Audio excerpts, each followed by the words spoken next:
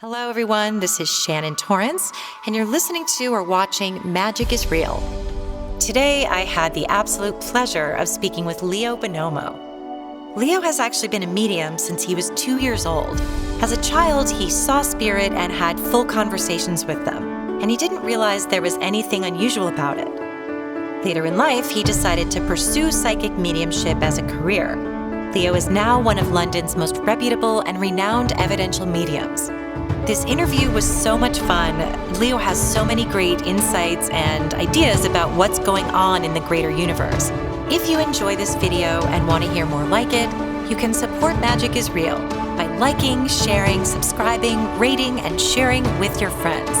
And now, here's my interview with the great Leo Bonomo.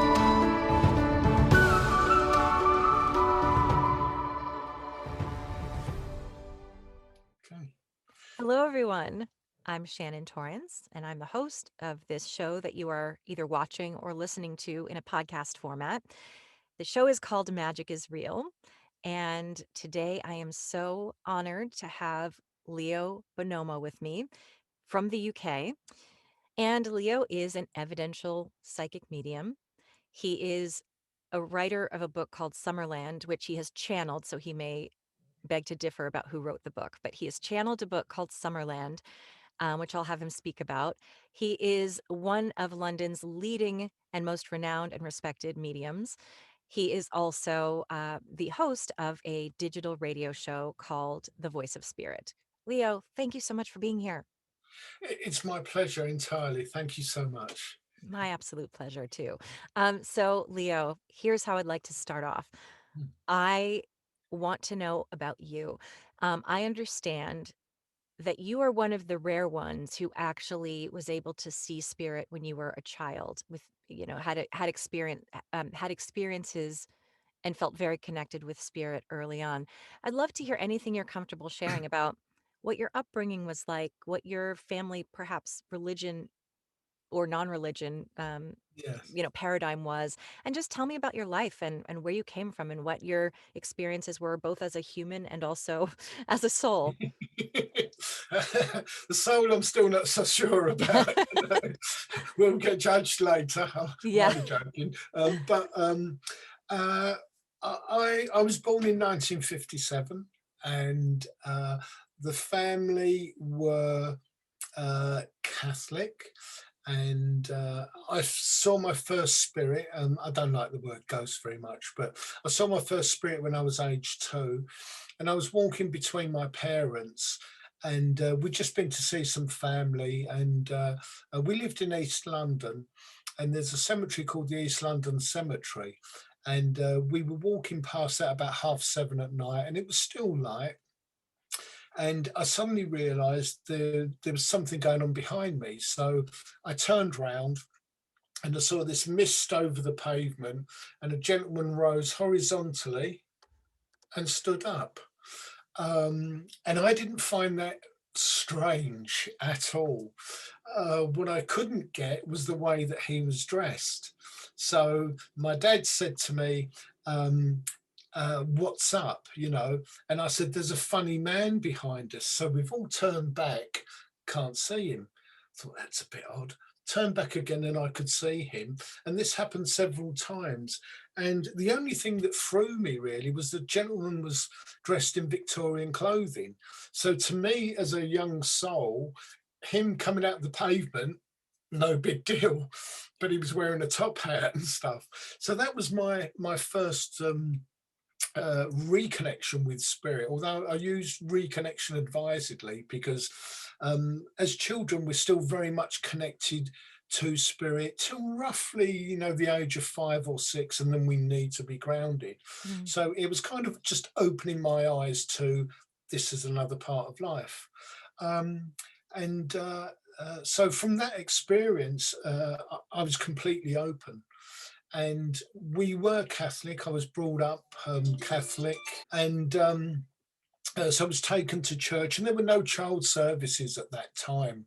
So it was the long haul, 2-hour stretch, that's it. And I found that interesting because I did find that what the Catholic priest was saying, a lot of it wasn't making sense to me because spirit were talking to me about how life was and what life was like. And so there's in spirit, there is no religion, there's only spirit. But for those of us that pass over that have a strong connection to spirit, we can be Catholics for a while and we can be Buddhists and whatever until we learn. um, but as he was talking about the religion, a lot of it wasn't making sense. And I think that helped me to rationalize um, the earth view and the spirit view. So I did find it quite fascinating. And I was speaking to a friend a few days ago, and we both did the same things. I used to go and talk to priests and sometimes go into the houses and talk for a couple of hours to try and rationalize in my head, perhaps from that sense, what they were missing. You know, it may surprise people to learn that there are a lot of priests that are very psychic and clairvoyant. And I think what happens, because all religions spring from the same truths, I think some people put down their experiences as a religious experience rather than a spirit experience. So I used to have very interesting chats with priests and various people. Um, so that was my childhood. My childhood, in one sense, was fairly hard. My mum left us when we were 9, me and my 2 sisters. So there was kind of that to contend with. Um, and My dad didn't believe in any of this at all, even though he was a twin. So he had twin experiences. He knew when his twin passed away and that kind of thing, but he didn't believe in this, which is always kind of messing with my head. You know, if you're Yeah. sensing this stuff, how can you not believe? Um, but that was the kind of environment that I grew up in. So, in one sense, it was quite tough. In other senses, I had the most wonderful childhood because I would talk to spirits. They would manifest physical mediumship. They would levitate me. I would have lots of out of body experiences, astral projection. And to me, it was just great fun, but it was kind of normal. Um, so I suppose a fantasy land in a sense, and that's how I grew up until I was about 10 with the onset of puberty, that kind of thing. And as a medium, you're sensitive enough anyway, you know so without the horrors of going through puberty and that. And so spirit kind of organized an English lesson that I had with a wonderful English teacher. Those people that really capture you, and Yeah. you're sitting there like that just amazed. And he said, today we're going to read the story of the boy that can fly. I thought, right up my street, astral projection. So we had this wonderful lesson. And at the end of it, he said something like, well, that was a bit stupid, wasn't it? And immediately it grounded me. And I thought, this is not normal. Yeah. And so I lost the ability to astral project at that point. But it was spirit looking after me. And so I closed down for those years. I saw things here and there, but I mainly closed down for those years until I opened up again. So childhood was a wonderful thing. Wow, that there's so much to unpack there because I have so Yeah. many one is how much I've heard so many spiritual people say this. And I know it's true of myself, even just from a non spiritual perspective. I used to be so imaginative and I would create, I would draw, I would make little collages. I would cut out construction paper and make little collages and things. And I would write stories endlessly. There was no judgment. It was all just channeled work and I could play the piano easily. And as you get older, you kind of, I think in our general society of Earth school, we are suddenly taught you need to think rationally and you need to have these tools. And so you shut that part of yourself down. And not everyone does. There are people that maintain that creativity, but I've heard so many people say that, "Oh, I did speak to spirit because it was normal to me." As a child, you don't know what isn't normal, quote unquote. Absolutely. You I hear them say that I did, but then I got the message that that wasn't okay, or okay, maybe this makes me weird. I should probably just stuff that in and Yeah. not really share that. And it does prove, even just which we'll get into later, but even just in me learning mediumship now, how much when I start to get in my head and I start to get worried that what if I'm making this up? What if this isn't true? What if how can this be true? That's when my readings suffer. And it's all about being receptive and open to it, which you were as a child because you don't know anything different. And having your father say, "Oh, that's all hogwash," makes it, "Oh, well, that's your parental figure. That's your oh, I Yeah. guess that's not okay." And your teacher saying, "That's weird, isn't it?" And you go, "Oh, I guess that's weird."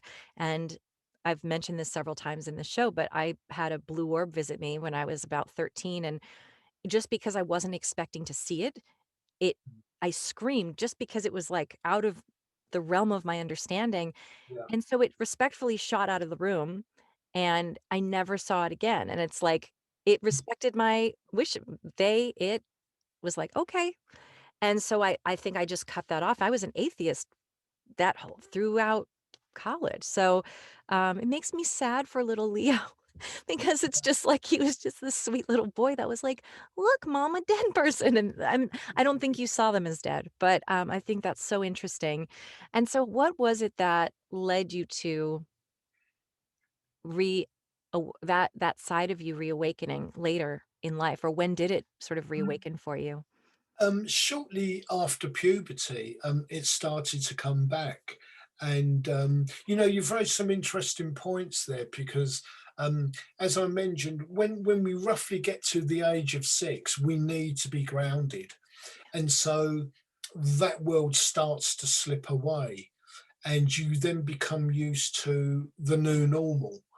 So we're now human, we're embedded in the body, and we're here. So there's that aspect of it. Um, it wasn't so much that my dad kind of spoke to me very much about it. He just didn't believe it, and as you say, thought it was hogwash. Yeah. Um, and so um, I never really lost connection with it. I understood that for the majority of people, they weren't experiencing what I was experiencing. And in a sense, to me, that made it much more special. So I really appreciated it from that point of view. And not really having lost any connection since birth, the whole thing just played out, and the experiences got more and more acute. Like many people, I would get predictions, and I would know that there's going to be a plane crash and things like that. And for me, I've got a very strong stomach anyway, but things like that didn't bother me from the sense of, well, people are passing over, Mhm. because to me that was just natural. So yes, of course it's tragic for the families, but when I knew that a plane was going to fall out of the sky, for me it was just wait and see if it happens. And of course it would get confirmed. um, and so those kind of things were absolutely fascinating to me. And it's spirit's way of saying to you, on what you touched upon, that is this real? Well, you may not trust your senses when you're seeing things here, but get your head around this. This is going to happen. Or I would see and conversations with people, and halfway through I think, I've seen this before, and I know what they're going to say and what somebody else is going to join in with. So it's spirit's way of saying, if you can't get your head around what you're seeing and feeling, explain this. And I've been teaching for about for over 25 years now, and it's a very common thing with students. How do I know this is real, that I'm not making it up? And Spirit have got a very simple answer for that. Your mind cannot surprise yourself. It can't hatch a little plan somewhere and go, boo. Yeah. So when you get stuff that surprises you, you know that comes from an external mind. And so, like so many things with spirit, even complicated things, they explain so simply and beautifully. And when I work, 90% of the time, I'm channeling through the day. So when students ask a question like that, it just kind of came out, and I Mhm. listen to the answer myself, and think, oh, must remember that. Yeah. There's a lot I don't remember, but it's beautifully simplistic. Yeah. Oh, I love that. And I actually am gonna ask you 2 questions at once so I don't forget the second one. Mm, Going a bit back to your childhood, one, when you had these conversations with spirit and they spoke to you, I know you may have seen it more vividly than, say, I would, but just for those out there who don't know what it's like to receive information, I'd like to know, how did you receive the information in your Leo brain? If it was just mm. mental knowing, if it was actual hearing outside of yourself, was it just that clairaudience? And then the second part that I would love to hear from you is, what do you think it is that makes it, what do you think it is about certain people that they just begin seeing and sensing spirit from day one? What makes them quote unquote special in terms of, for them, the veil is thinner? Um, I'll answer those in reverse order. I Yeah. think for some people that we are meant to have this understanding very early on. I think for others, there has to be sometimes a traumatic effect, or there is some sort of trigger. Um, I was once doing a reading for a gentleman, and I said to him, he was about 50 at the time, and I must have been 35, I think 40. And I said to him, um, you'll be doing this within 3 years. And the, the explanation from him was, no, don't want to do it, can't be involved. And I saw him about 4 years later, and he had become a medium at that point. So there are times when we need to learn life's lessons and to get life's experience. And then there's a point that we have agreed in our contract. At that point, that's when I start. Um, and my teacher, Jerry March, to me, she had the most shocking introduction to spirit. She was a legal secretary, and at work, she fell down some concrete steps and banged her head really hard. And she stood up and she could see and hear spirit. To me, that's frightening, because the immediate thing is, something's gone. I've Yeah. broken something. Yeah. What do I do? There are various reasons for our following the path in that sense. And getting back to your first question, I've been blessed with all the clairs, you know, so and everything we do and learn as a medium's on a sliding scale. So, for example, when we have clairvoyance, there are two ways that we get it. We can see mental images, and we can see videos and that kind of thing, and things happening, and that's inside the head. And it's clairvoyance, no doubt about it. But true clairvoyance is seeing things outside of your body. So as I'm seeing you, and it's the same with clairaudience, hearing. We can hear things inside our head or close to the ears, but then we can hear conversations as normal when we're speaking to people. We can hear that. So a lot of the clairs, they work on that kind of scale. And quite often when you get clairaudience creeping in, spirit will start it, and there's a particular note, and I can't sing, but Mhm. it's kind of, "Ooh," it's that kind of pitch, and it's different from tinnitus. But what spirit are doing when you're developing is they're doing a sound check, and it's like, this is the note. Can you hear it? And are we getting any reaction? Right, let's put it up a little bit. And so they'll get to a level where you think, hold on, what's that? Yeah. Or I can hear that. And they do that with sight as well, and smell, taste, touch, knowing, all the clairs, because it's all the five senses and more. There's at least a few more that get added to that. And just knowing is a wonderful thing. So you kind of get the answer even before the question's asked. So someone will ask you a question, you know what the answer is, even if it's not on a subject you've encountered before. So I was blessed to have all of those from a very early age, and I think that really helped. There's a lot of mediums that say they're clairvoyant when actually they're only clairaudient, so they hear. To me, if I were to choose one of them, that would be the one, because to have images and to try and decipher them and put them in order and make sense is one thing. But if you've got somebody in your ear saying, my name's Harold, I lived in Bradford, this is my Yeah. fact, to me, fantastic. you Yeah. know And that's what it's a lot people easier. There's not a lot that can go wrong between that information. right, and that's what people who don't understand mediumship always expect us to be able to do.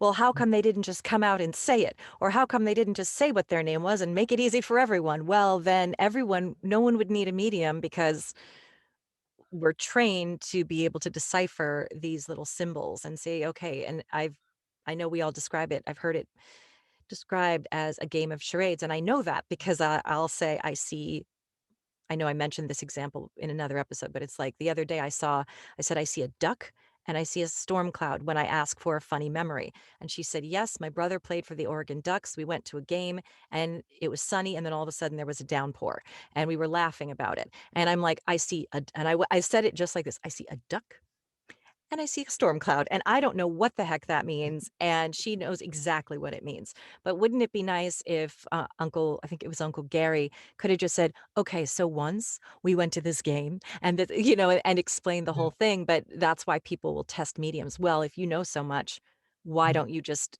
tell me the date that my mother said this to me? Or because it isn't for most people, it's not that clear. And that's why for people like you, I think you learned the language very young, so it's easier for you. But we can also learn to start to decipher what they're trying to tell us. Absolutely. In our own heads, in our minds, we have a private code. So, for example, a screwdriver may mean a particular thing to you. It's word association. Yeah. So people get guides and communicators mixed up a lot. So what a guide does, your guide, they kind of oversee the proceedings and what's going on, and they have access to your personal code. So what they would say to a communicator is, um, if you're going to talk to Shannon and you want to get across you're an engineer, show her a screwdriver. So when you Hmm. see a screwdriver, you go, oh, this guy's an engineer. So it is kind of making the connections, but it gets to a point where it's all fine tuned. Yeah. So they could show you a screwdriver and then a car and then a car smashed up. So you go, right, this guy's here, he was an engineer, he's showing me that he passed in a car accident. And so it's, if I say embellishment, it's not made up, but you as you work, that private code fills out, Yeah. then it shifts to another level where everything is fine tuned. So, for example, they could show you a red car and then a blue car, and you go, I know the car was repainted because it was blue first of all, but I'm being shown it's red. So you, Hmm. you start to fill in all the details in a very natural way. And, spirit want to make everything simple. There's that old, I can't remember what they call them, but it's KISS, isn't it? Keep Yeah. it It's simple, simple, stupid. stupid. And the last thing spirit want to do is make things complicated for us, so they can give us things in a very simple way, or an image. And I've had a single image, and it's taken up an hour's reading, because you see the image, you give what you feel, and then the image kind of focuses in and out, and you get different aspects of it, and it answers all the questions. Mm. So it, it's a great system for getting information across. But as you touched on, some people's information, especially skeptics, they say, well, why can't you do this and why can't you do that? I think what skeptics miss is the fact that um, things can be extremely personal. So you can envisage spirit showing you a beach ball, which for me, or for you, would mean a particular holiday at a particular time. Mhm. And then you'd hear a song which would have been at that particular time, and it brings back all those memories, so that you can understand that the only way that information came was from the communicator, because um, they would be talking about things that you did. And a skeptic would look at it and they go, beach ball, beach. How, Yeah.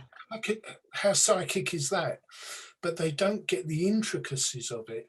And also, when communicators come through, they speak in the way that's natural for them.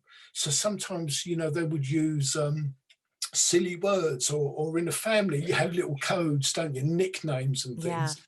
And they would give those. And again, the skeptic would say, well, what does that mean? But we know exactly what that means. Mhm. So you get a lot of the flavorings of that, and it's. I always tell a story of when I was training at the Spiritual Association of Great Britain, and there were two mediums there. They were both quite well known, and one had been trying to get some evidence from the other for some time. And I know that sounds strange, but the other medium all said, "I haven't really got anything." But she was getting the same thing every time. And so the other medium pressed her, and this really stuck with me. And she said, all I get's the top of a boiled egg. And the other medium said, thank you so much. That's all I wanted to hear. Her husband used to say to her, I love you so much, you can have the top of my egg anytime. In other words, the best bit. Yeah. So again, if you say to a Wow. skeptic, like, well, I've got the top of a boiled egg, they're going to go, and so Yeah. what? Yeah. So they miss an awful lot. That is so true. It's I did a my mentor is having me sit in on readings with him, with Mm, his sitter's permission, of course, and yeah, saying, just feel free to chime in. And we sat there and did a reading for this woman, and he had said to her, one of the first things is he said, I see your grandmother's here. I see that she raised you. I see that she's showing me a blanket that's very significant. Well, to anyone, a blanket, really, grandma, blanket, of course you think that. She said, yeah. this blanket is one that, if I remember correctly, I gave to my grandmother. And when she passed, it came back to me and I sleep with it every single night. And it's very special to me. And then she had said, and I said, I saw just a manicure station, like with nail dryers. And she said, we got manicures together every week. These things that are so, and I was like, I'm seeing like IHOP, like International House of Pancakes. She's like, oh my God, pancakes, she made them. And that, to me, that in my perfectionist mind, I was like, that wasn't strong enough. But she's like, nope, to me, pancakes were like what she was all about. And I'm like, I want more than pancakes. Then my mentor said to her, I see a violin. And she said, my grandmother's best friend play is a professional. He plays violin for a living, and so now my grandfather's taking violin lessons. So at the end of the session, we wrap up, and Clayton says, "Okay, so what really was the thing that was there?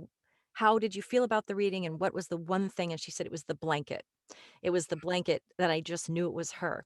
And to someone else, you're like, "Oh, you had a granny. Oh, and did she have a blanket?" It's like, And well, blanket. Exactly, but it's exactly. not just a blanket. It's something so meaningful to her.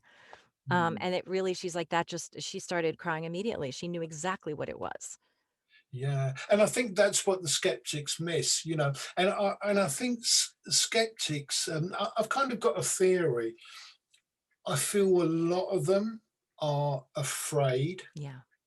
that if there is something else, I mean, none of us are good people here in a sense because Right. we're all here to learn. We all make mistakes. That's the whole point of being here, experience. But I feel that they have a fear, and so they want to disprove it um, on any basis.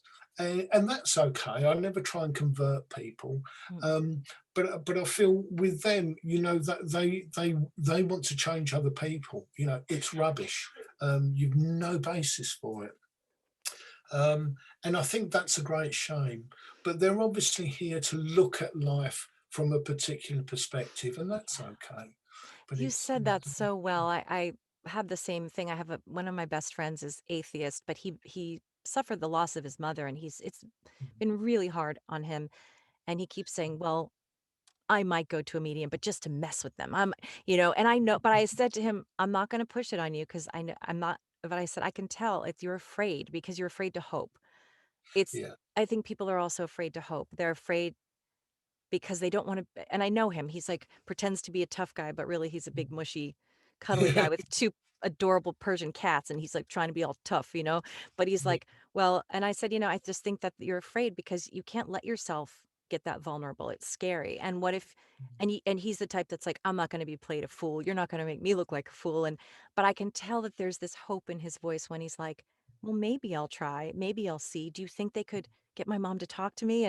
But then it's like, "No, but I don't believe it." And I think it's just the fear of, I don't wanna be made taken advantage of in my grief. I don't want to hope that there's more, because if there isn't, I need to be prepared for the worst. absolutely. I think there's another fear there, not particularly with your friend, Yeah, of we're human, we make mistakes. That's the whole thing. But if I get over, yeah, um, I might go to hell. right. And there isn't a hell. There's a Yeah, life we create for ourselves. But again, there's that fear of, well, I haven't really been good. Well, welcome to the real world. We've all yeah, grown up. We all yeah, do stupid things, and then hopefully we level out. on purpose, and I'd love to hear Mm, your perspective on that. I feel the same. I don't believe in hell. I believe in our consciousness creating our own reality. So, as I've used Ted Bundy as an example, it's not mm, that he's gonna be at the same level that you and I are. mm, He's gonna be in the hell of his own making, but it doesn't mean that he's doomed to burn in his soul, mm, is not inherently evil. I think in my view, it's the brain that's corrupted by mental illness, trauma, indoctrination, wounds, yeah, but the soul is allowed to change and grow and evolve, but they're gonna have to work through a lot of stuff when they've lived a life like that. But I'd love to hear what you yeah. know about it. I think you're absolutely right, and some of the examples I give would be of sort of child murderers and torturers, but Yeah. Ted Bundy would be a great example because um, there's a particular mindset, there's a way of thinking, and when there's a spiritual law, like attracts like, and it's not only like people, but it's like situations, like vibrations. Um, and so when we get over, for him, he would be, if we imagine this world and another 8 billion people, he would be in a place exactly like him, Mhm. wanting to murder people and this and that. And this is where we get our idea of hell from. But no one's left behind. It could literally take thousands of years. But as soon as there is that spark of humanity, that spark of understanding, they're rescued and brought up and then rehabilitated. Um, but that's where our ideal of hell comes from, that we'll be in this awful place. I had an interesting conversation, well, it was through email really, with a skeptic, and he'd had a near death experience. And he found himself in nothingness, and he was quite arrogant about it, and he said, "I've been there, I've died, there is nothing." um, and then I gently pointed out to him that he was aware of nothingness. Mhm. I didn't get an answer back, because obviously it's triggered something. But if you're gone and there really is nothing, you're not aware of anything. You're not aware of darkness. There's just literally lights out. And so I hope that made him think. But we do create a place for ourselves, which we have to work through. I was having a chat with my students today, and I'm a great believer in Jesus, as one of the most wonderful mediums and healers ever. And Jesus used to say, "Judge ye not, lest ye be judged."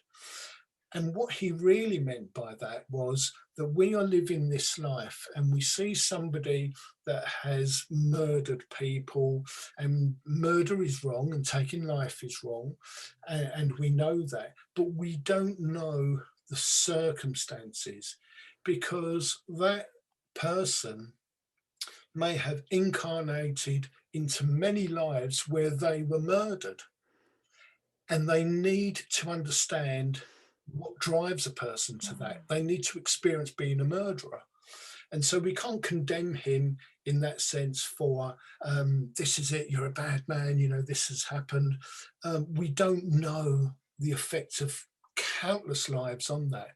And that's really what Jesus meant: judge not lest you be judged, because we don't know the whole background. We know this lifetime and what's happened to him, and he may have had bad experiences that's led him to that, but that is a fraction of the experience that soul would have had. And in other lives, we've all killed people. You've had to fight to live. It's a natural thing. And of course there would be different circumstances about that, but we've all been there in other lives. And hopefully in this life we learn. Yeah. you know but we're trying to judge it from a single point, whereas there are millions of points to take into consideration.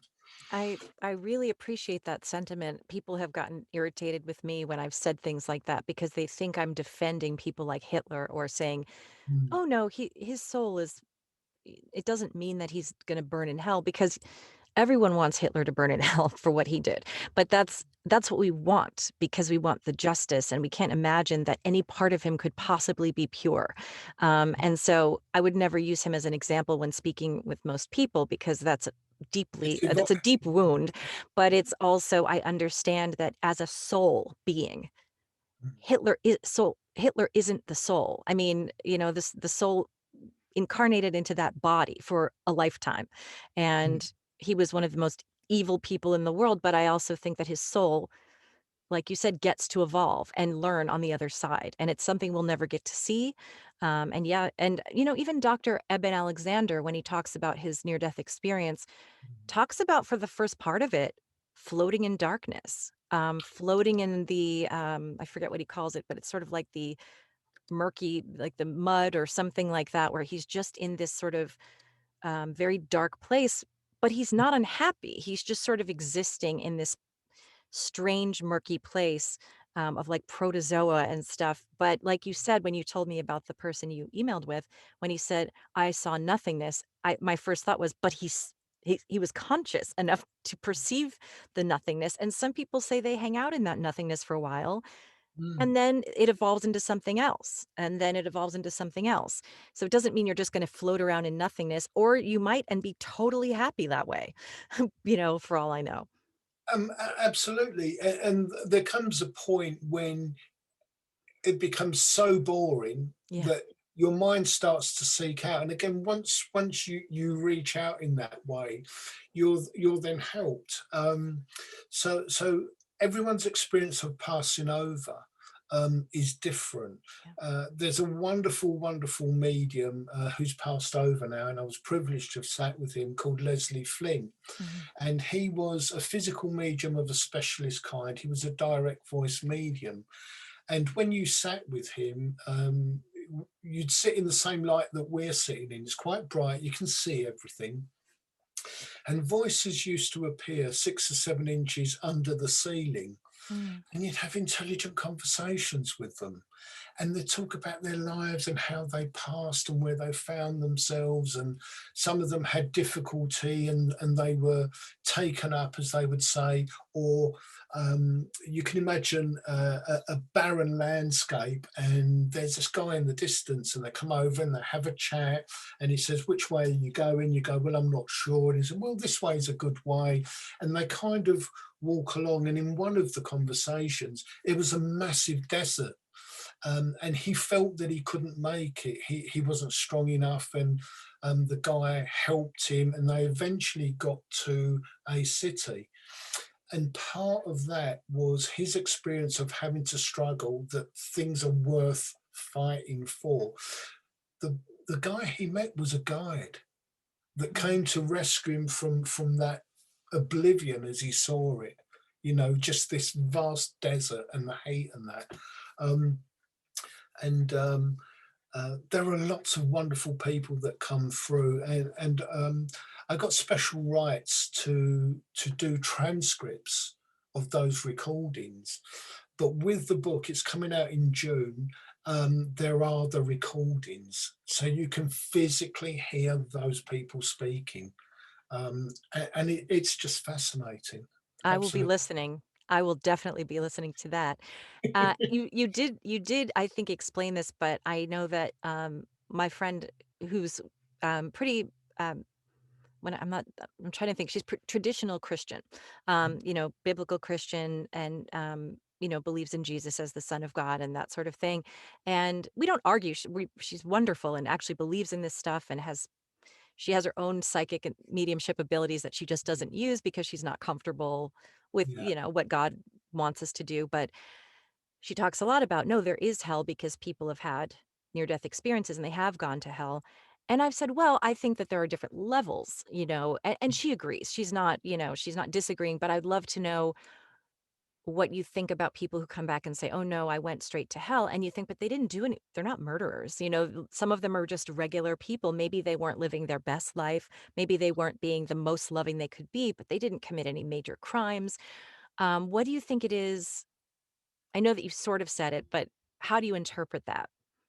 I, I think we have to look at religions, and all religions stem from a spiritual experience. So it's an interaction with spirit as you and I would know it.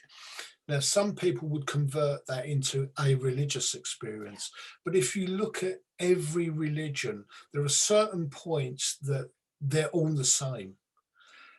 But religions are man made.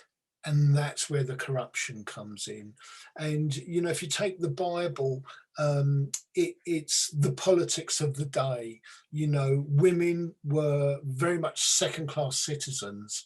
So, you have all that kind of mixture. You have the fish on Friday, because at that time, they needed a very varied diet.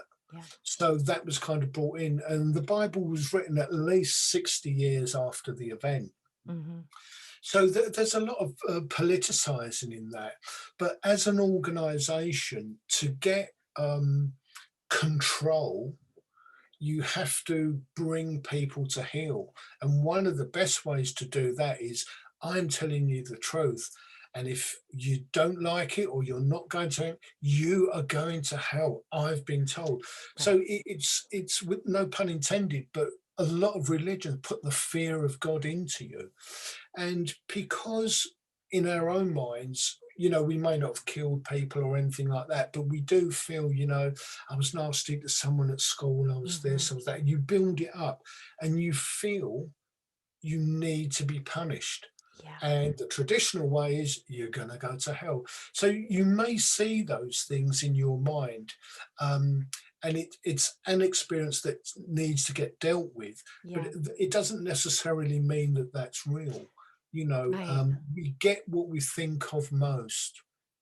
Um, and so you get people that are highly religious. The people that get problems mostly going over are the highly religious and the very stubborn-minded, and those that are still clinging to material things because they don't want to let go of them.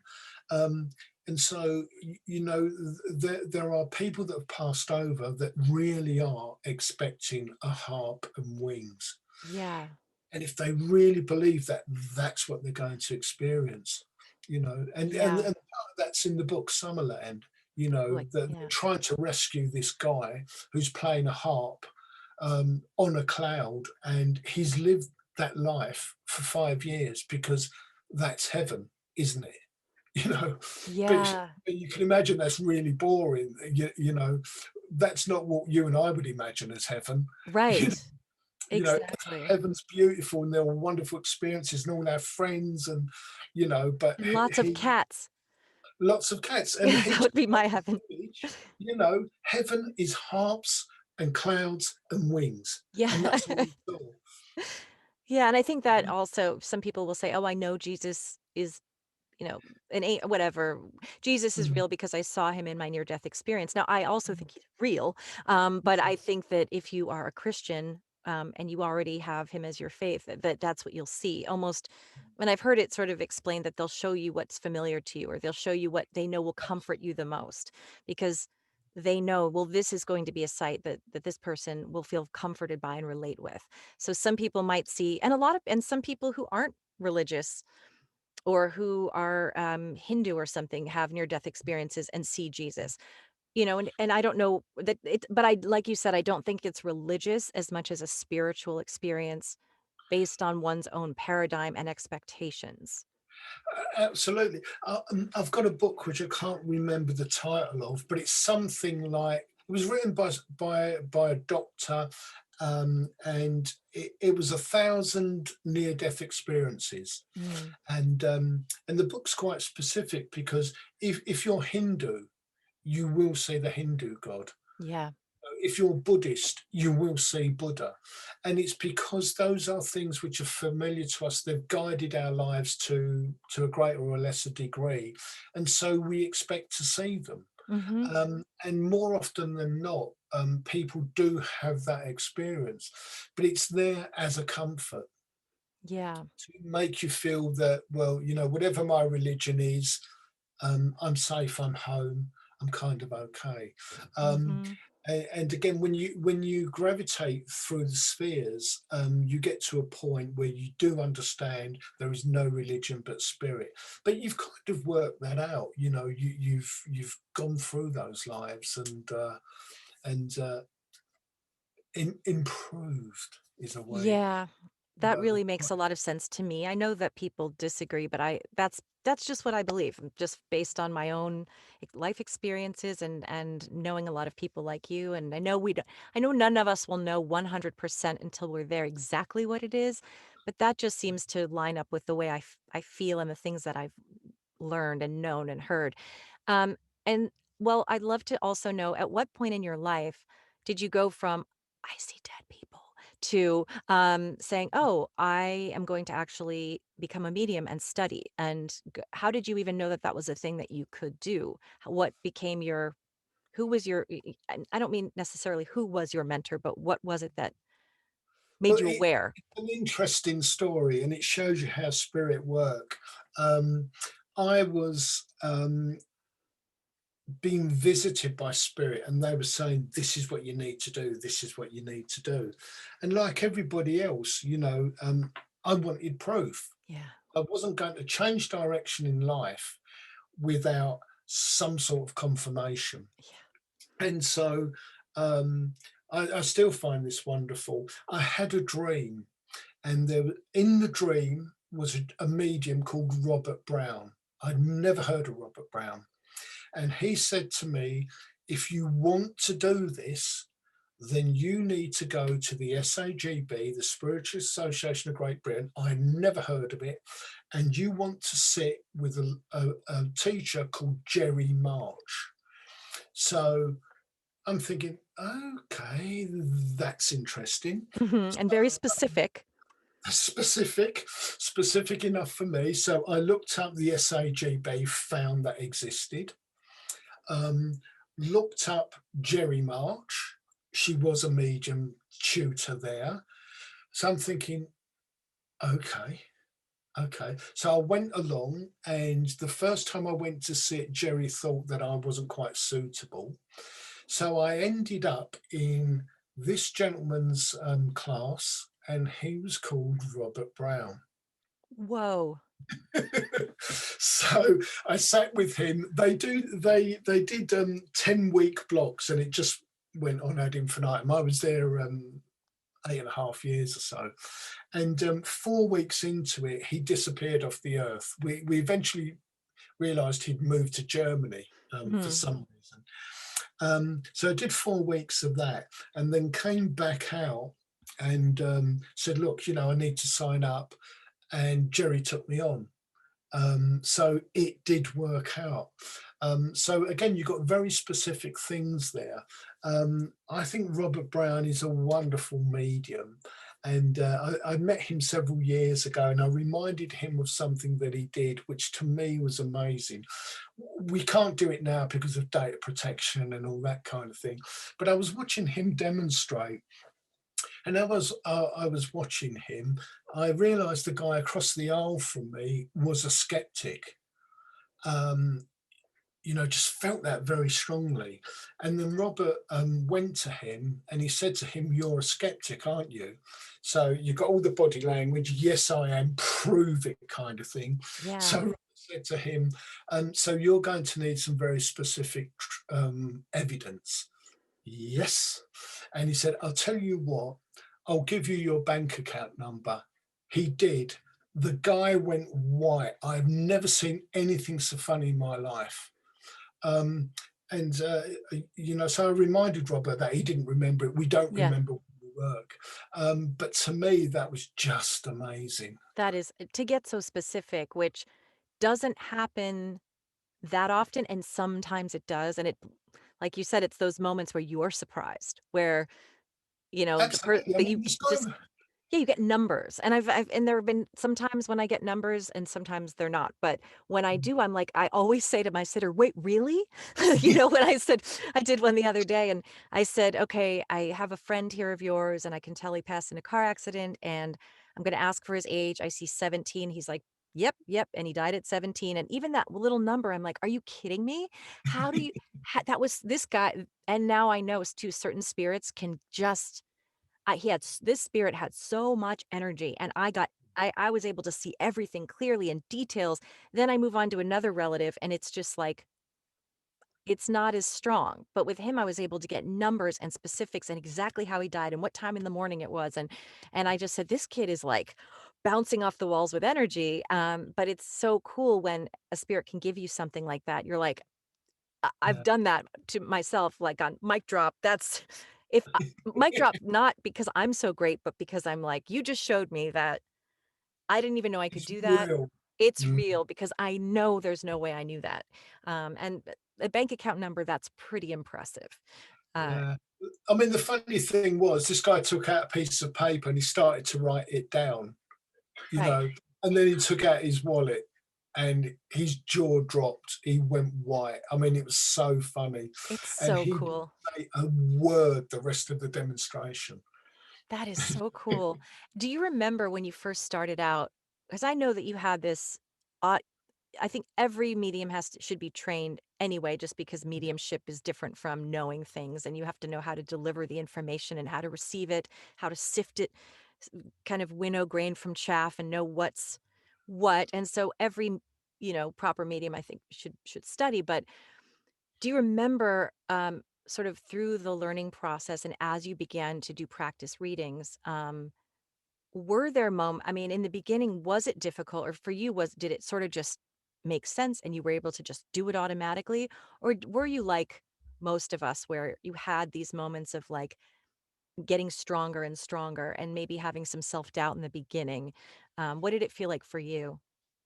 Well, because I'd seen and heard things since Yeah. two, Yeah. it was a very natural process.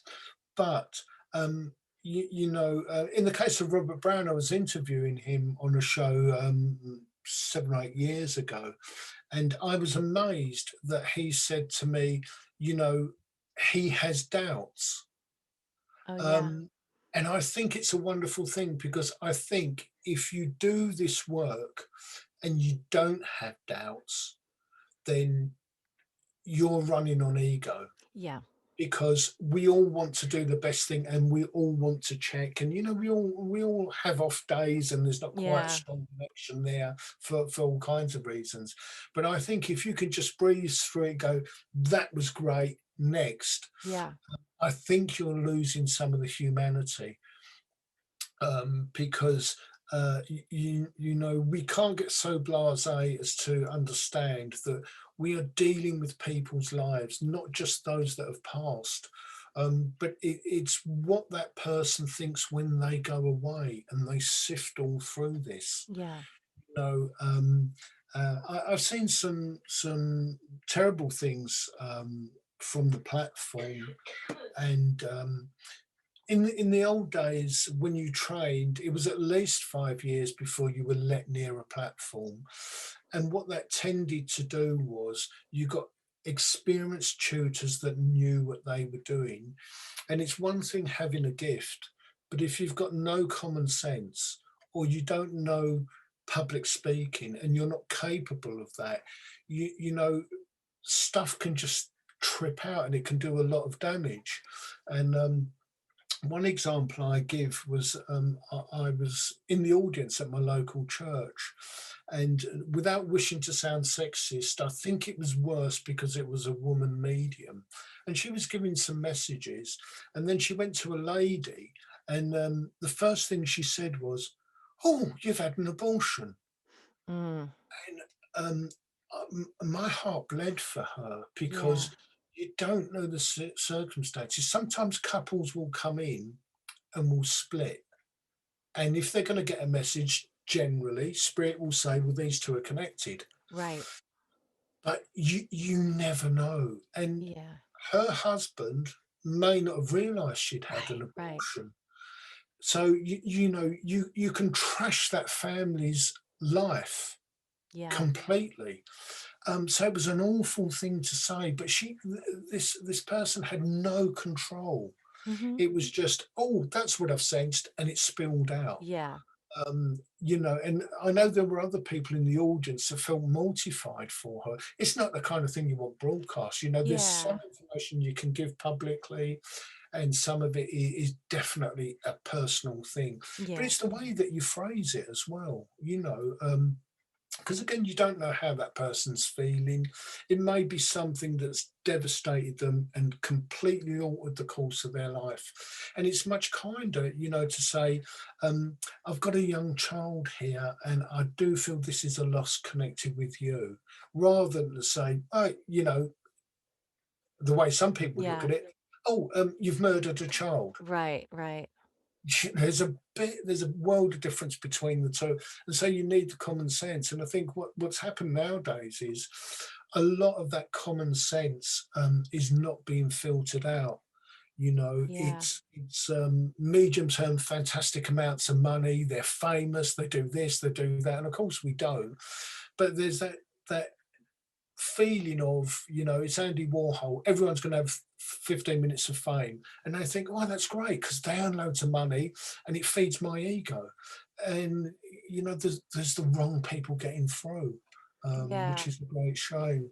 Yeah. And that's such a big responsibility, which is why I've talked about how Mm, I'm probably been doing this a year, and I'm still not ready to charge for my services yet because I know it's such a big responsibility. I need more training. I know that no one's ever totally ready and that you'll always be evolving, but I still want to be able to feel more confident. You say a lot of the time, I don't ask the sitter questions.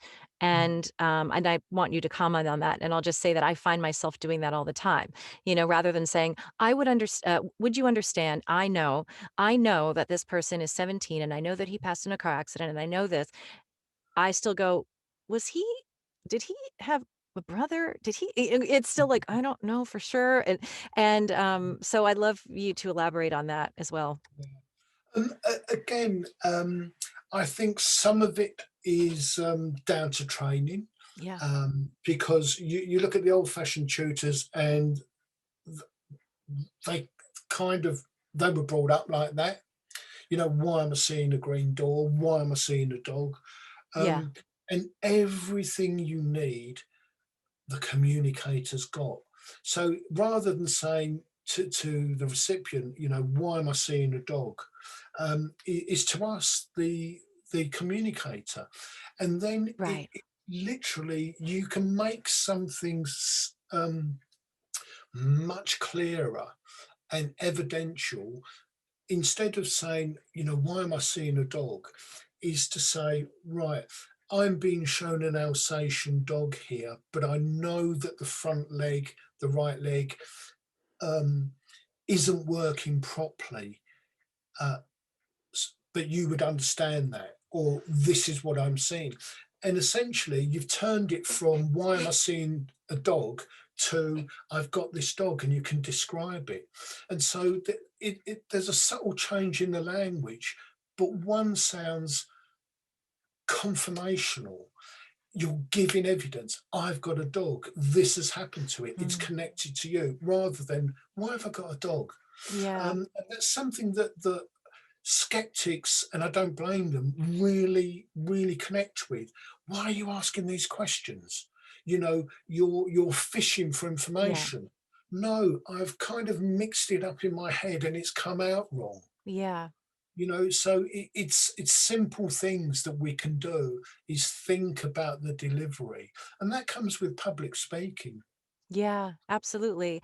And so I know that COVID has put a wrench in things, but so you do Mhm. platform, which is when you read for a group, an audience. Yeah, And then I know you also teach. I know you also do one-on-one reading still. Yes. absolutely. Absolutely, good. And then I know that on your show, occasionally you'll do, some free mini readings on your, radio show, in addition to interviewing people and having discussions and that sort of thing.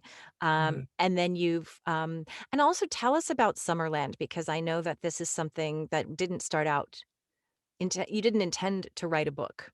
No. How did that come to you? It's a great example of how thick I can be. And I used to write. Well, Spirit used to write a lot of poetry and things, and that came through.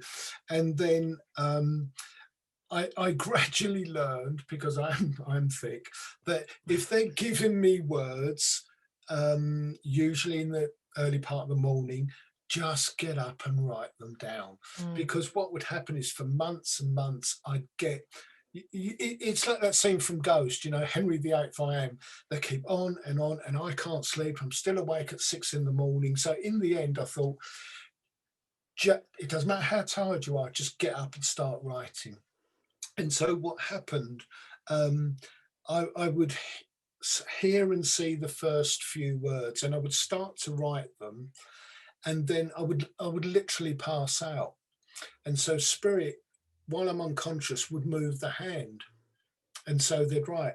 And there were times when it was just half a paragraph or something like that. There were other times when I'd have 5 or 6 sheets of A5, and when they'd finished, I'd come round and I'd start to read them, thinking, wow, this is great. And so this Summerland took about 3 years to write, but if we condense it's about 3 months' work. And mhm. so there was about a year's gap between different parts, but there were lots and lots of gaps. Um, and I then uh, ha- wrote the last thing and woke up, and I heard in my head very clearly, that's it. And I'm thinking, that's what? And they said, collate it, it's a book. And the whole thing had been written, um, even though in that example there was a year missing, the next word started mid-sentence. It was perfect, and it just carried on. Yeah. So that's Spirit organization. And And so I had this book, and that was actually completed in 1987. And there are predictions in the book of Oh, various kinds. And one of them, they've all come true except one, which is a little minor thing. But one which hasn't come true yet, but is coming true, is that the book will be made into a film. yeah. And it predicts lots of different things, including this explosion of um, uh, uh, this subject being on telly, and Mm, since then, um, we had, uh, I can't think of any examples, but we've had things like the Vampire Diaries, and there's a whole yeah. industry built around it, and that was predicted, Right. so to me it's wonderful, but that's how the book was written. But I wasn't aware it was a book until they said to me, that's it, and I'm thinking, what? The collate it, get all the sheets together, Yeah. and it was complete. And That's yeah, so beautiful. I'm looking forward to reading it. I actually have it in my cart, so I'm going to go ahead oh, and do that good. afterwards. Yeah, yeah. I'm actually really anxious to read it. And also, with that being said, I know that you had a lot of predictions. Um, in light of everything that has gone on in the last couple of years, 4 years, and with COVID, I know a lot of people have felt really hopeless, and I'm hearing a lot of gloom and doom. I personally have not felt that way, and as I've said before, I don't mean to minimize anyone's great losses or the fear. I understand I'm not taking it lightly, but I have this sense of peace about it. Easy for me to say. Have I did lose my aunt to COVID, but she was, or she had dementia, and she was sort Oh, of already seeing people. I think she was sort of ready to go. But with all of the stuff that's happened, I personally believe that there's a reason. There's a reason that's actually leading us towards something much better and a spiritual evolution and growth. I hesitate to say that to your average person for fear of sounding insensitive, but I would love to hear what your take on maybe why these things happen, why they kind of need to happen to keep everything in balance, or what do you make of all of this? well, if we sort of precede that and go to 2012, and again, the skeptics got hold of, oh, stupid psychics. The world's going to end in 2012, and obviously it hadn't. But again, that was them deliberately misreading what the Mayans said. But what was actually said was that in 2012, the world would end as we know it. In Mm, other words, there was a change. And what physically happened in 2012, there was a huge shift in vibration. And so many people woke up, and they're still waking up. It's an ongoing process. So it was the end of the world as we knew it from a spiritual point of view, that huge shift. Um, and so there are many things that need to change. And, the world as a whole, if you're looking at governments and presidents, and there's a huge inequality. And so COVID, if when they first spoke about it, and so they don't repeat this so people forget, but it's affecting 3% of the population. mhm. And yes, a portion of that 3% are passing over. That's life. It's going to happen. So, we choose our point of passing for all kinds of reasons. So what's happening is that those countries and organisations that are wanting to keep control of us, they're imposing these things. And the nice thing is, and it's a worldwide phenomenon, is, governments are saying, right, we're going to push the limits and see how we can control population. And of course, most people have put up with it for a while, but now we're thinking, this really isn't fun. Mhm. Um, Countries like the UK is being ruined for 3% of the population because the government wants to exercise that will. And of course, everyone's rebelling now. And I don't agree with the violence, and a lot of that is side issues. But people are realizing we've got a voice. We don't need to listen to, in our case, 600 people in Parliament making themselves rich. Mhm. We can say no. And so I think there is a specific spiritual thing that's going on in people realizing we can be free. And it's part of that evolution of the vibration. So it will go on for a while. About 10 years ago, my guide said to me that in 20 to 30 years, this place, Earth, is going to be very, very different. And you can see the changes, from Mm, 2012 and that. So there is a purpose behind this, and eventually it will make us free. Um, there are more people in the world that believe in the afterlife, whether it's a religious view or anything else. But as the predictions in the book said, you know, we've now got the internet. People are not shy.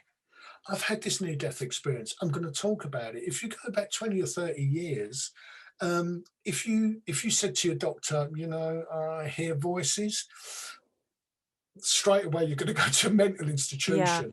But now there are doctors like Ibn Alexander and other scientists going, I've had this experience. We're talking about it. And that's a great thing because it spreads that knowledge of, yeah, I had something weird. This happened or that happened, or I had this feeling. Um, the thing that skeptics can't really get their head around is so many people have had the experience of the phone's ringing, and you think, I wonder if that's Alan. I haven't spoken to him for 20 years, yeah, and it is. Now, how does a skeptic get inside your head and go, nah, that didn't happen? right. You know, so we're becoming more aware on so many levels. And if we get to the point where um, either religious or actual experience of spiritual stuff, there's more people in the world that believe in it. Skeptics are a few 100,000. They're in Hmm. key places, but there's so few of them. And so, so history will judge them as the idiot. They will be consigned to the rubbish bin of history. If you take like the States, for example, if we go back probably 5 or 6 years, they were spending $60 million a year on this subject. Mm, Um, Yet they'll tell us, well, that doesn't exist and this doesn't exist. Um, then why are you spending that money? And it's the same all over, Russia, China, the UK, they're spending billions and billions a year on something they tell us doesn't exist. So the world's changing a lot. And the ideal world is where we all have communication with spirit. I look forward to the time when they don't need mediums right. because everybody's connected. Just think what that would do to the world I when know. people realize, actually, there is a repercussion. Why don't we just be kind? What a wonderful place that would be. And we're heading towards it. It's a struggle like anything. There are battles and there are casualties, but it's an evolving thing. As far as we're concerned, and spirit, they understand, of course, but they are a little sad that in 3 or 4 thousand years we haven't changed our mentality. I want that, and if you're not going to give it to me, I'm going to invade or I'm going to kill you. Yet Yeah, we've still got that mentality, but it's beginning to change, and it's such a wonderful thing. I agree. In fact, putting it out there that I've started this show, I've come out as a medium on Facebook in the sense that I'm like, hey, I'm doing this show. And I'm sure, like I've said, I think lots of people might think I'm nuts, but I have received only people reaching out saying, "Oh my gosh, oh, can I tell you about something I saw? What do you think about it? I've never told anybody this." Or, I do believe it. People you wouldn't even think. I'm like, you believe in this stuff? I thought you wouldn't, so I didn't tell you. And more people come to me. I appreciate that those who think it's all hooey don't say anything to me about it. And I don't, there are people I don't tell. I know, my dad's an atheist, he thinks it's all hooey, so he doesn't even know I'm doing this. I could tell him, I'm sure, but I tell my mom, she knows, but it's just not his thing. But I appreciate I'm really overwhelmed by how many people are reaching out and saying, "What you're doing is so cool. I never even knew that you did this." I'm like, "I didn't do it." But I really hope to see that too, and then sometimes I wonder, though, what's the ultimate plan from the universal perspective, is the earth one day, are we all just going to become so enlightened that the earth just disintegrates and we all float up like the leftovers? Or I always wonder, is it like, is the earth really just going to be there forever? Or is it something going to happen where God or whatever, says, all right, lights out, we're done, that you learned everything you needed to learn and now it's over? Or do we just move on to another planet or another dimension? I mean, it's fascinating to think about. What do you think? We'll move on to another planet and another dimension. Yeah. The Earth has a purpose. It's a low level place, low vibration Yeah. place. It's where we can learn an awful lot. Something that may take us 300 or 400 years in spirit to learn, we can come here and we can learn that during a lifetime. Yeah. So the Earth is a place of testing. There's always going to be struggles of one type or another. It is going to get a lot better, but that's the purpose of the Earth. So once we begin to evolve and become light beings ourselves, there will be places that we can incarnate which are much higher than this. So there'll be a certain percentage of spirit population, if you like, that will never need to come back to Earth to incarnate to have this kind of experience. Um, if you speak to a lot of mediums, certainly physical mediums, a lot more of them are admitting that there are aliens as guides. Yeah. Um, and if you think about it, it's ludicrous to think that in this huge universe, which we have no capacity of understanding how big it is, you go, oh, it Right. goes on forever. That's a useless sentence. It doesn't mean anything. Um, so, in all this vastness, we are the only living thing. Yeah. It just defies common sense. Yeah. So we will also have had incarnations as other beings. Yep. I mean, it is vast. And have you heard of something called the Skull experiment? No. It's spelled Scole. Okay. Skull was a village in Norfolk, and it's um, it was an experiment that ran for 5 years. A dear friend of mine, Robin Foy, it was a physical uh, circle, physical seance, and they got wonderful, wonderful evidence over this 5 years. But they had an alien. Some of this is videoed, and so you can actually see this alien, and he's a light blue colour. Or she, it's actually non-sexual, but it's a light blue colour, so they called him Blue. But he appears on video, Mm. and there's many things that were given as evidence there. Edison came back and wrote his signature on film that was still in the wrapper, sealed away in a box, and then they opened it, and he was giving them diagrams of stuff that he'd invented, which are secret.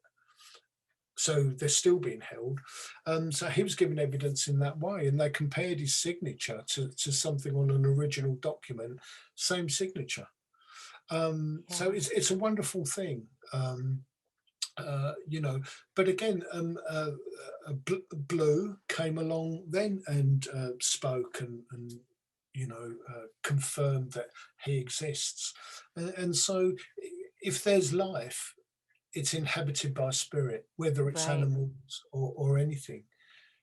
So it's an exciting thing out there, to pass over and then have knowledge gradually of all this stuff. It's mind Yeah. blowing. That's what I know. I find it so interesting and exciting, and stuff that I used to think was so out there, like UFOs. I'm like, I've seen UFOs when I grew up in Connecticut, and I often wonder if the light blue orb that I saw in my room was actually, I've had mediums tell me it was a cluster of spirit guides, which I would believe, but I also have a strong feeling that it was an alien, a interdimensional light being, because it was so intelligent. Not that a spirit isn't, It Mm, looked at me with such curiosity, and it didn't have facial features, it was just a ball of blue light, the brightest blue I've ever seen, and it was sort of in looking at me, but it was friendly, you could tell, it just had a good energy to it. I was mm, only afraid because I was a kid and didn't know why it was in my room, and, it just sort of it zipped back and forth across the room, and it seemed so intelligent, I wanted to say it was like Tinkerbell. It had, like, this little cute pixie personality, and it was like a sprite. And I sometimes wonder, I'm like, I'm open to the fact that maybe it was spirit guides and maybe it was literally an interdimensional being that got through because it was in the same house where I saw the UFO in the backyard years before that. And the more I watch these UFO documentaries, I know that happens all over the world, but there are so many sightings where I grew up, like around New England, where I yeah. grew up, where I'm like, maybe there's something to that. And there's also you, probably know his name, it might be Matthias there's a young man from Latin America who remembers all of his past lives, and Wow. anyone who thinks that it's crazy, watch this kid speak. He's so I say kid, he's so young, Mm, so articulate and normal and grounded, and he talks about living in different, what do you call them? Like, as different beings in different galaxies, in different and he said that Earth is actually the lowest vibration, but that is actually the most fun, because he said some lifetimes I just was floating around, like, and it was boring, like floating around as some kind of plasma or something. Just and it was not bad, it was not good, it just was, and he said, and then there's so many other different incarnations that I've taken where I remember um, I don't know if it's like the Palladians or whatever these terms are that he uses, and it sounds so cuckoo. If you haven't warmed up to it, it sounds like this guy's crazy. This sounds like a video game. This sounds like Avatar, the movie. But really, it's starting to make more sense to me that it isn't separate from spirituality, that there's something about the galaxy, the universe, spirituality, how it all UFOs, how it all blends together. Yeah, because the creator, whatever name you want to give it, created everything. Yeah. So it created aliens. Yep. The essence is all the same. Um, we kind of spoke about the soul and before, and the soul. The way it was explained to me is it's like a diamond with millions of facets. And what happens is a facet will break off and it will incarnate. And that's effectively a way of polishing that. Mhm. And sometimes you'll get a couple that will break off. But we have the experience, and then this facet goes back to spirit. Um, Spirit actually call it reflection or in reflection. We would call it heaven. And so we relive parts of our lives and we see where we've gone wrong, and we kind of get through that and make amends, etc. And then we get to a point where we will um, uh, go to the next level and the next level and the next level, and eventually we'll join the soul again. So when we speak about the soul, we tend to think it's a soul that comes down, has the experience, and then goes back. Yeah. But it's a millionth of a fragment, Yeah. or a billionth of a fragment. And so these fragments can also be in other galaxies, in other forms of life, throughout the universe. You know, to kind of try and get our heads around it, the universe, um, again, we have no idea. They say, well, this planet is, 500 billion light years away. What does that mean? Yeah. But if you think of it in that sense, and you've got seven is a very powerful number. They're the seven basic chakras which we have. Um, there are more. And we talk about the seven planes of existence. So, Summerland would be around six, and there's more up, and then there's the lower ones. But between one level and another, there are billions of planes, because someone living in in the Arctic would go to a place which was the Arctic where they would be comfortable and where it's familiar. Somebody who lives in the desert would also go to a plane where it's desert and they would be familiar there, and then we all gravitate. So for all 8 billion of us, there could be 10 billion places we could inhabit. And so you talk about plane 6 and plane 5, there are billions of it. So if you look at that and think, well, this is the extent of the universe, and there are billions and billions and billions and billions of worlds, we have no idea. We Yeah. have no idea. So, we tend to simplify it, say, well, there are 7 basic planes, but the shades in between them are incredible.